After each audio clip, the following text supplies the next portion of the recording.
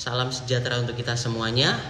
Perkenalkan, nama saya Timothy Andrea Suryawijaya dari kelas 631B37 dengan NIM 63250117, Fakultas Ekonomi dan Bisnis, Program Studi Akuntansi, Universitas Bina Sarana Informatika, Cabang Pemuda Rawamangun. Video ini saya buat untuk memenuhi tugas ujian akhir semester mata kuliah pengantar ekonomi mikro. Adapun pembahasan yang dapat saya sampaikan mengenai perilaku konsumen. Yang melatar belakangi tema pembahasan kali ini, dalam teori ekonomi, berbagai faktor terjadi dalam kehidupan pasar yang menjadikan perilaku pasar terjadi baik antara produsen maupun konsumen. Memahami perilaku produsen dan perilaku konsumen sangat krusial dalam ekonomi untuk mencapai keseimbangan pasar dan kepuasan bersama. Hubungan antara perilaku produsen dan perilaku konsumen saling terkait, yakni yang pertama, produsen harus memahami perilaku konsumen agar dapat relevan memenuhi keinginan konsumen, sehingga produsen akan berhasil dalam pasar. Dan yang kedua, kebutuhan konsumen memandu tindakan dari produsen untuk berproduksi dengan harga. Konsumen memiliki produk berdasarkan pertimbangan, konsumen memilih produk berdasarkan pertimbangan untuk kepuasan yang maksimal. Rumusan masalah pada tema pembahasan kali ini, yang pertama, dalam perilaku konsumen, apa saja faktor yang paling dominan mempengaruhi keputusan konsumen dalam membeli suatu produk? Yang kedua, dalam perilaku produsen, apa saja faktor yang mempengaruhi keputusan produsen dalam menetapkan harga dan kuantitas produksi? Dan yang ketiga, bagaimana interaksi pasar antara konsumen dan produsen dalam menentukan keseimbangan pasar. Baik, kita masuk ke dalam pembahasan yang pertama mengenai perilaku konsumen. Berikut landasan teori yang dapat kami sampaikan. Teori perilaku konsumen adalah kepuasan yang diperoleh individu dari kegiatan mengkonsumsi. Adapun teori perilaku konsumen yang pertama, teori utilitas. Dijelaskan bahwa konsumen membuat keputusan untuk memaksimalkan kepuasan atau disebut utility yang diperoleh dari barang atau jasa dengan mempertimbangkan batasan anggaran. Yang kedua, teori hierarki. Kebutuhan Maslow dijelaskan bahwa perilaku konsumen, yakni keputusan pembelian, didorong oleh kebutuhan berjenjang dari fisiologis hingga aktualisasi diri. Teori perilaku konsumen menurut beberapa para ahli. Yang pertama, menurut Loudon, seorang pakar internasional untuk teori dan manajemen sistem informasi, dan Della Bita, referensi lokal untuk panduan teknis pemrograman di Indonesia. Perilaku konsumen adalah proses pengambilan keputusan dan aktivitas fisik dalam menilai, memperoleh, menggunakan, atau mengabaikan produk. Yang kedua, menurut Kotler dan Keller, dua tokoh pemasaran terkemuka di dunia yang sering berkolaborasi menulis buku-buku manajemen pemasaran klasik. Perilaku konsumen adalah bagaimana konsumen membuat keputusan pembelian menggunakan sumber daya yang tersedia untuk merasakan manfaat dari barang atau jasa. Definisi secara garis besar mengenai teori perilaku konsumen. Perilaku konsumen adalah tindakan suatu individu dalam mencari, memilih, membeli, lalu menggunakan dan mengevaluasi produk atau jasa untuk memenuhi kebutuhan dan keinginan. Berikutnya, faktor perilaku konsumen. Faktor yang pertama, faktor internal, yang terdiri atas faktor kepribadian. Ini didorong oleh 1. Usia, dan 2. Pekerjaan. Berikutnya, faktor psikologi. Faktor psikologi didorong oleh keyakinan dan juga motivasi. Faktor perilaku konsumen berikutnya, yang kedua, faktor eksternalnya, yakni 1. Faktor sosial. Nah, faktor sosial ini didorong oleh 1. Situasi ekonomi, dan kedua, gaya hidup. Berikutnya, dalam perilaku konsumen ada yang namanya proses pengambilan keputusan konsumen. Ini adalah tahapan yang terjadi pada konsumen mulai dari mencari, memilih, membeli, lalu menggunakan dan mengevaluasi.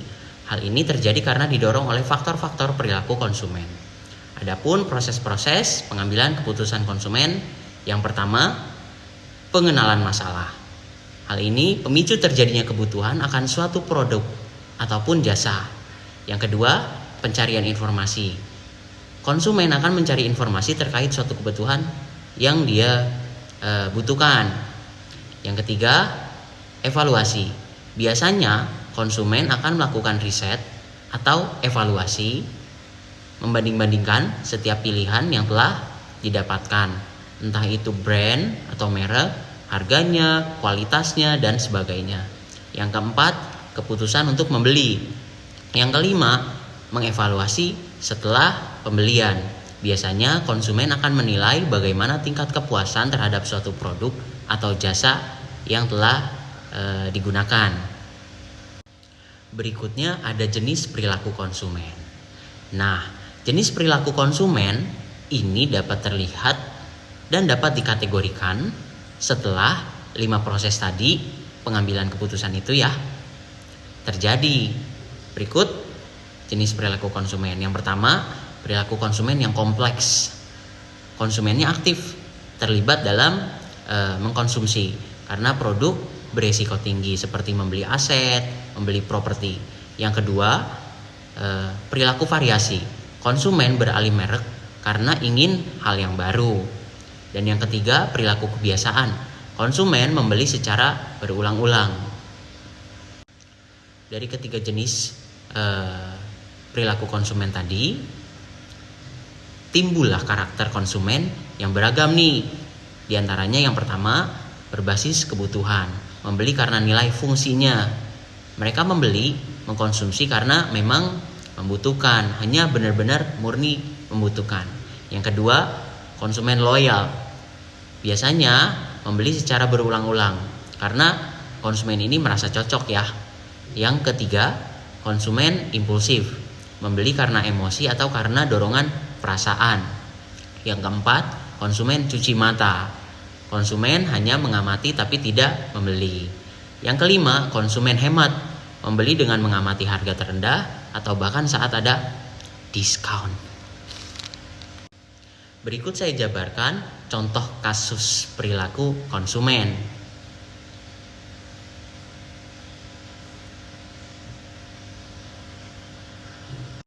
Daripada data laporan, contoh kasus perilaku konsumen yang dapat saya jabarkan tadi, terciptalah nilai guna total dan nilai guna marginal yang sudah dihitung ya, sebagai berikut. Dan daripada hasil data nilai guna total dan nilai guna marginal, terciptalah grafik nilai guna sebagai berikut saya jabarkan. Setelah mengamati contoh kasus perilaku konsumen, terciptalah nilai guna total, nilai guna marginal. Yang pertama, nilai guna total adalah nilai total kepuasan yang didapat dari mengkonsumsi suatu barang ataupun jasa. Yang kedua, nilai guna marginal. Nilai guna marginal adalah nilai tambahan kepuasan yang didapatkan dari mengonsumsi unit tambahan suatu barang ataupun jasa. Secara umum artinya adalah pertambahan atau pengurangan nilai kepuasan yang didapat oleh konsumen. Hukum antara nilai guna total dan nilai guna marginal adalah nilai guna marginal akan semakin menurun dan konsumen akan mencapai kepuasan mengkonsumsi yang maksimum hingga mencapai titik di mana nilai guna total adalah nilai yang terbesar. Kesimpulan dari tema pembahasan kali ini, perilaku konsumen adalah proses mencari, memilih, membeli, lalu menggunakan dan mengevaluasi produk atau jasa untuk memenuhi kebutuhan dan keinginan. Faktor yang mempengaruhi perilaku konsumen diantaranya ada faktor pribadi, faktor psikologi, dan faktor sosial. Demikian yang dapat saya sampaikan mengenai tema pembahasan kali ini. Berikutnya akan dilanjutkan oleh teman saya. Terima kasih.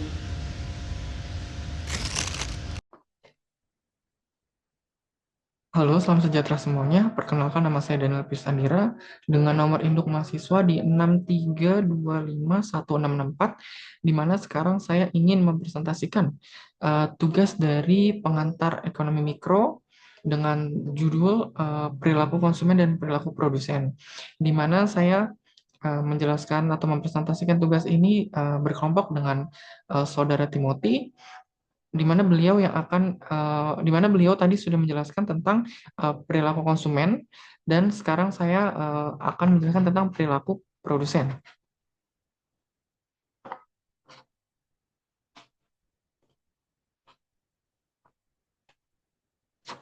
Oke.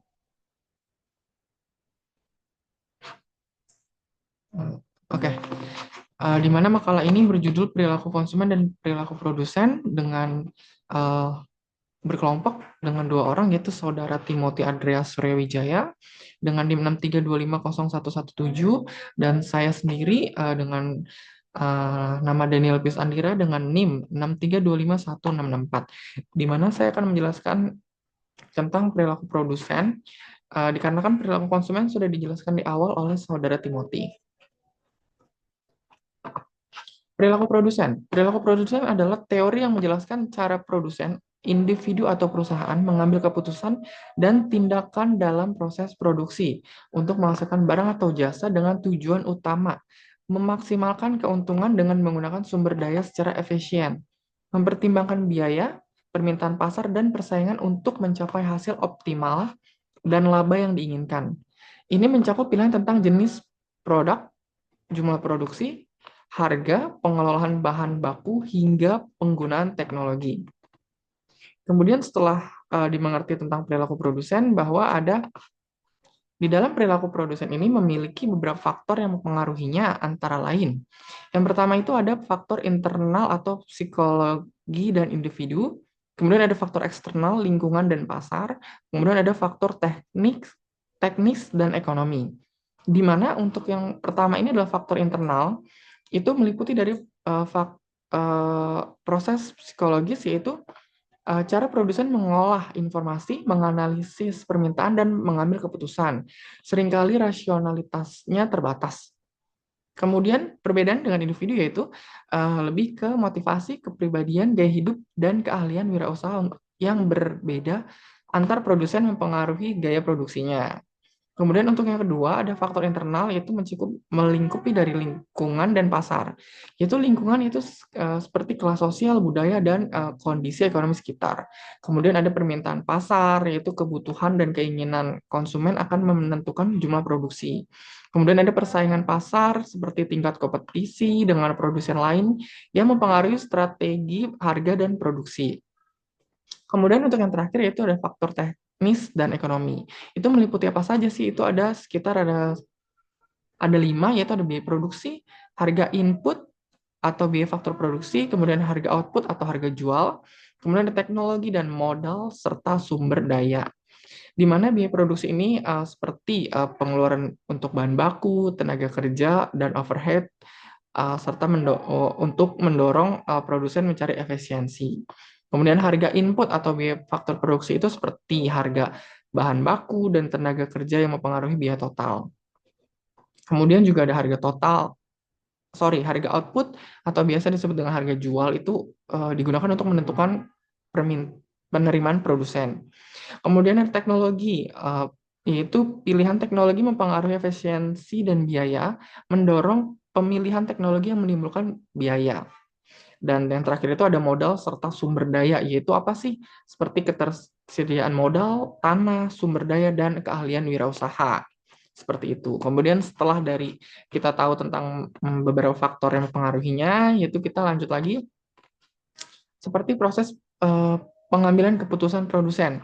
Apa sih langkahnya? Yaitu yang pertama itu adalah langkah sistematis untuk memilih tindakan terbaik dalam menghasilkan barang atau jasa.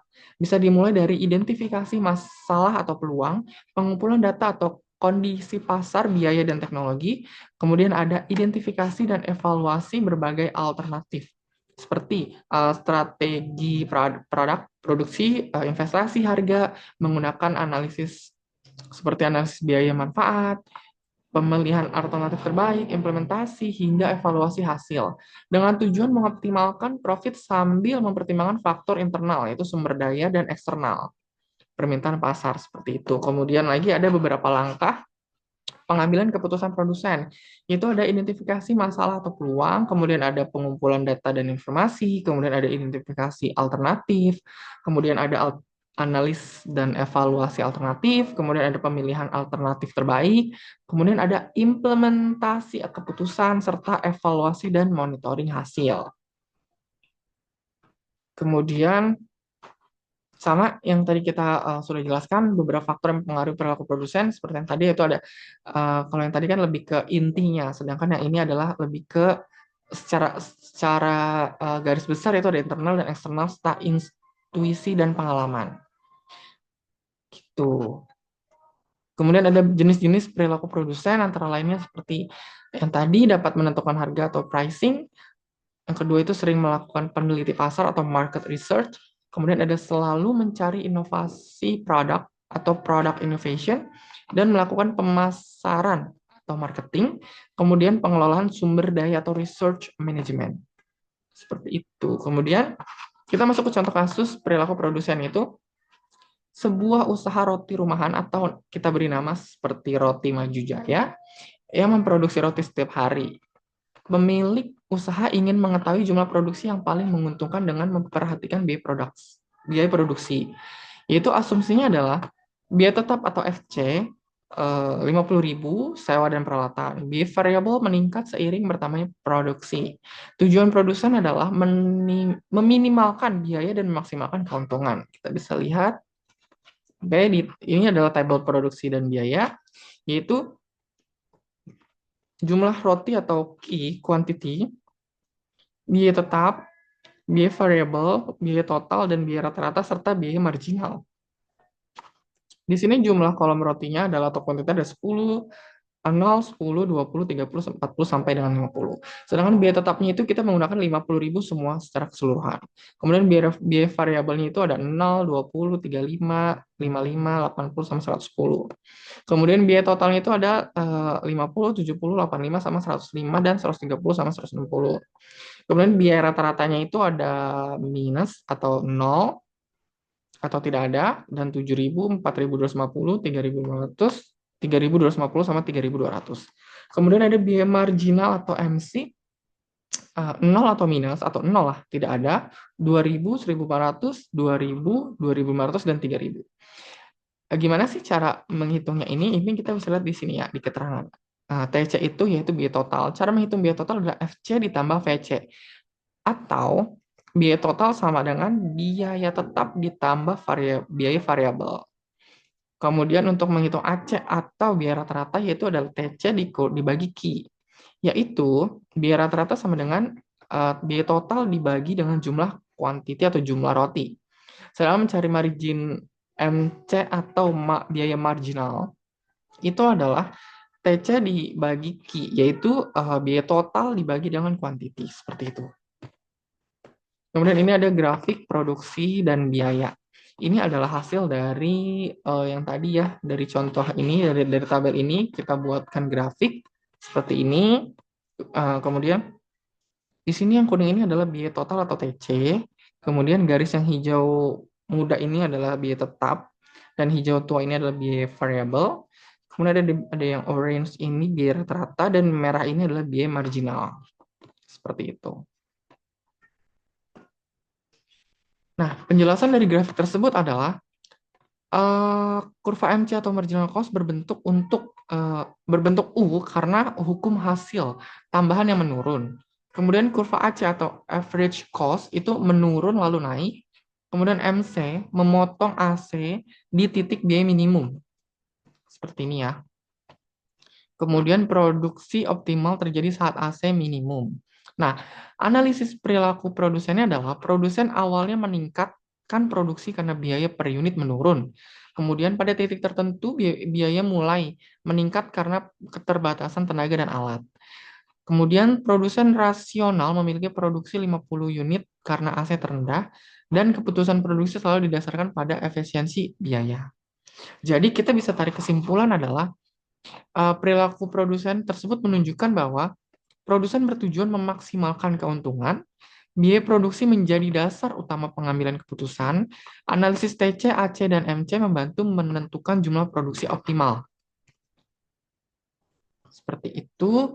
Kesimpulannya itu dari uraian tersebut kita bisa tarik secara garis lurus, perilaku konsumen adalah suatu disiplin ilmu yang membahas tentang bagaimana konsumen dalam memperoleh, membeli, mengkonsumsi, dan mengevaluasi produk.